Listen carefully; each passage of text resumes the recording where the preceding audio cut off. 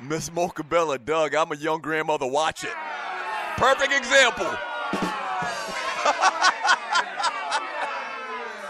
Perfect example. Perfect example. Mocha, you don't strike me as the grandmother that I remember and how all of the grandmothers were in the neighborhood. The grandmothers in the neighborhood back in the day were older grandmothers. Right. Who was it? My man Sluggo says nowadays grandmothers out here dropping it like it's hot.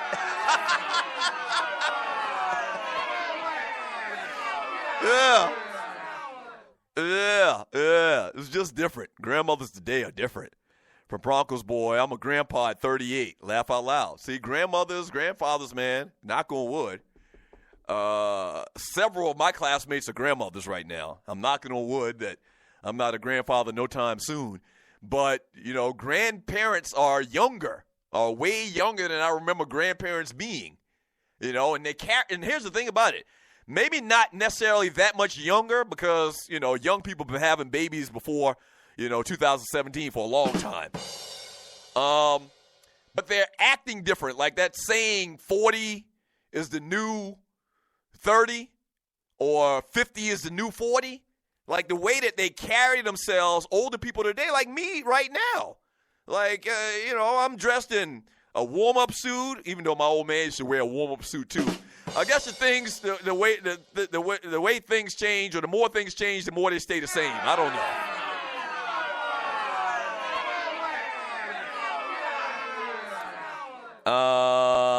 From Sluggo X Squad, nowadays grandma's out here dropping like it's hot. I just read that. From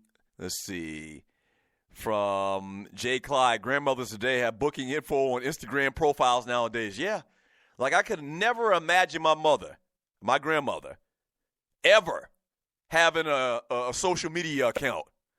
I couldn't even, first of all, I couldn't imagine my grandmother even having a cell phone.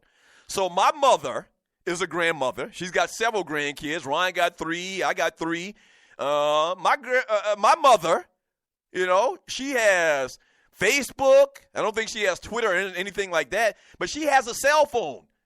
My old school grandmother, my mother's mother, she would never have no darn electronic technology.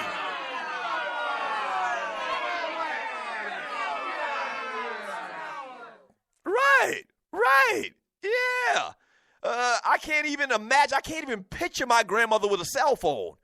All grandmothers got cell phones. Half of them got Facebook accounts. Another quarter got Instagram accounts.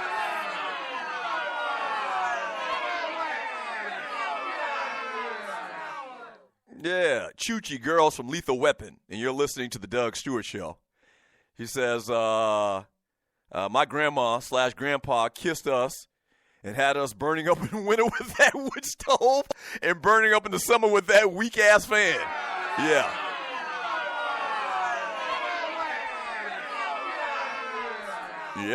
Yep. I actually kind of reminisce about the old buck stove in the house. So for people that don't know, a buck stove is an actual stove. Like, my grandmother really didn't cook on it when I was young, but that same stove, my mother tells me, was the stove that they actually cooked on when she was a little girl. And so it's kind of like a fireplace.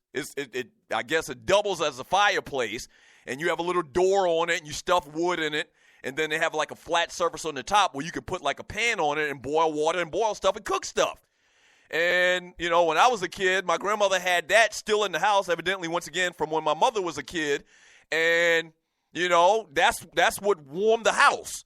And so, that thing didn't have a far reach. So pretty much we all sat around the damn buck stove, and so we wouldn't freeze to death.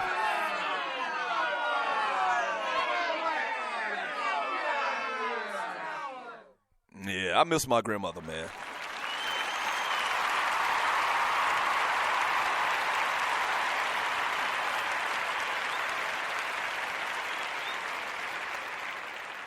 Kesey says, I still have both of mine, too. Had a great grandma up to 3 years ago.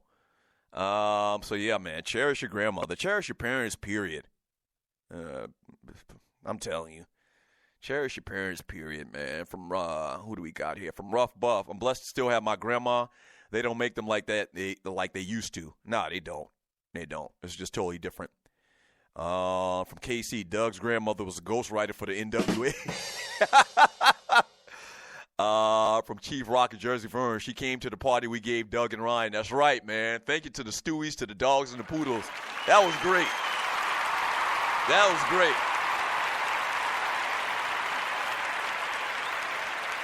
Yeah.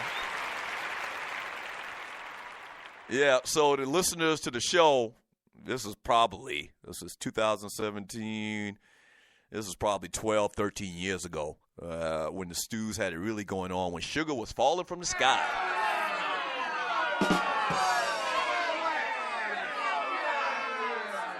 The listeners, man, came together and had a party. Well, I don't even remember the event. Maybe it was just to celebrate the success of the show. I can't even remember. But we had it at this spot at Grown Folks down there. I think that's the name of the spot off of Old National. And, man, the Stewies came together, and the dogs and poodles came together at that time, and had my mother and my grandmother driven to Atlanta in a limousine and surprised us at this party, man. It was the greatest thing ever, man. A nigga almost shed a tear.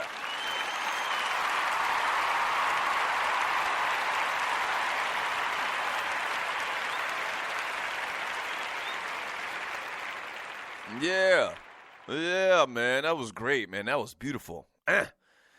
Grego from X Squad. Next thing y'all be saying is y'all grandparents wash clothes with that old school black church instrument.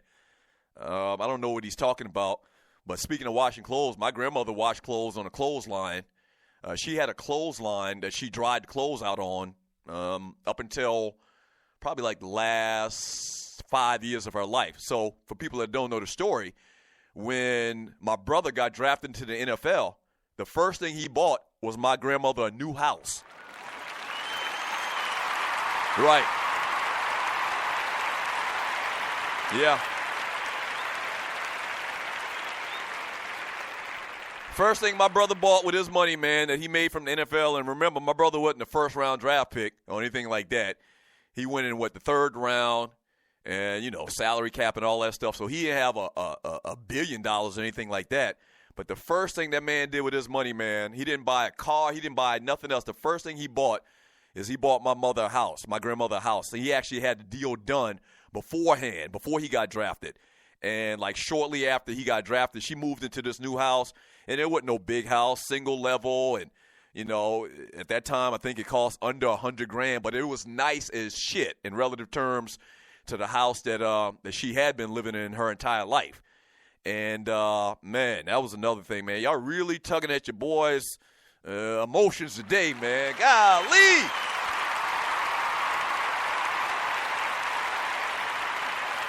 Wow.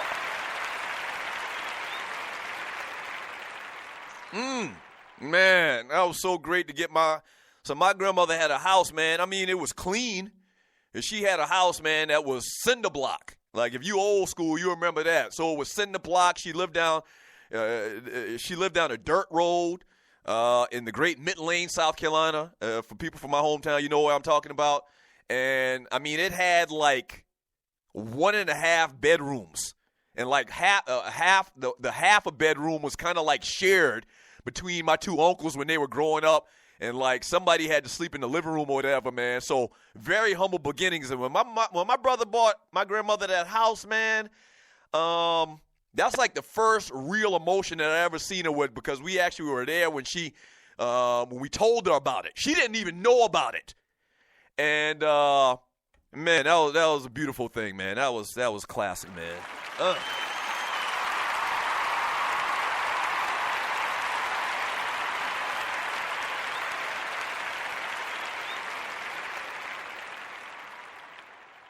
Yeah.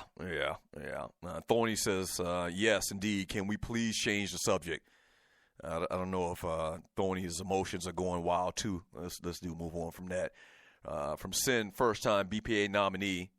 If I was blessed to buy my grandma a new house, she wouldn't want it. Nah. I don't think that and I think that's why my brother did it the way that we did, is because of the same thing. we thought that if we would have told her, if he would have told her that he was going to buy her a new house, she would have been like, no, I'm good, because that's what old people do.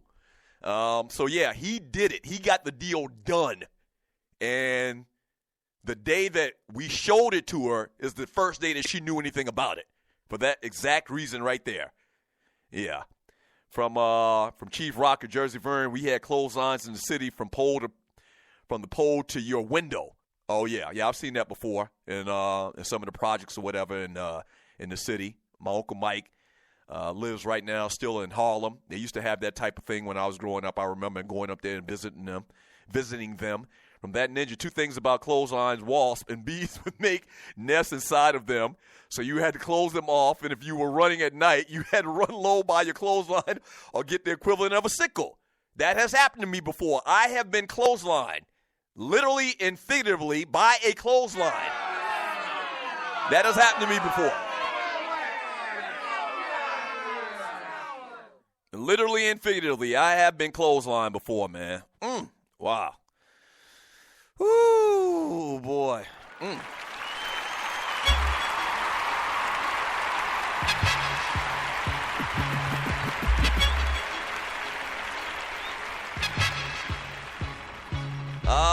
Man. Hey, when we get back from the break, if you're new to the show, we do reminisce around here. We do. We reminisce around here, man. Pete Rock and CL Smooth up in this show each and every day for the most part. We have a good time. That's what we do. When we get back from the break, the last place you should allow people to bring guns is going to happen. I'll tell you about that up next. Don't go away. This is the Doug Stewart Show.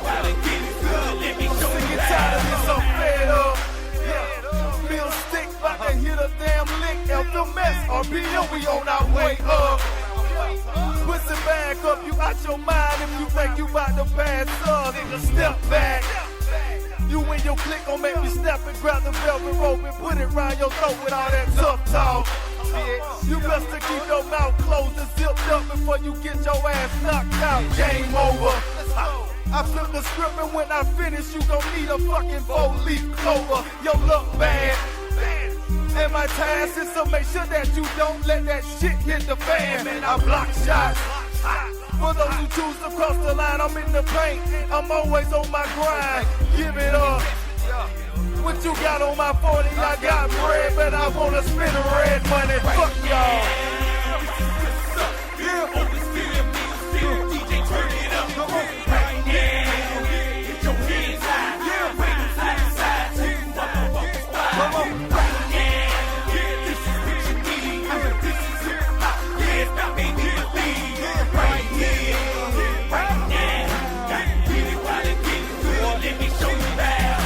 Right now, I can't believe what the hell is going on. These rookies say they reppin' the A, but they doing it wrong. Let us show you how to do it, cause your swaggin' done got stale. Where I come from in the A, you can't be bragging about your mail. Right now, OSV, that means old school vets. There's a lot of us giving you jobs and writing your checks. We can whip around in new schools, but old school's best.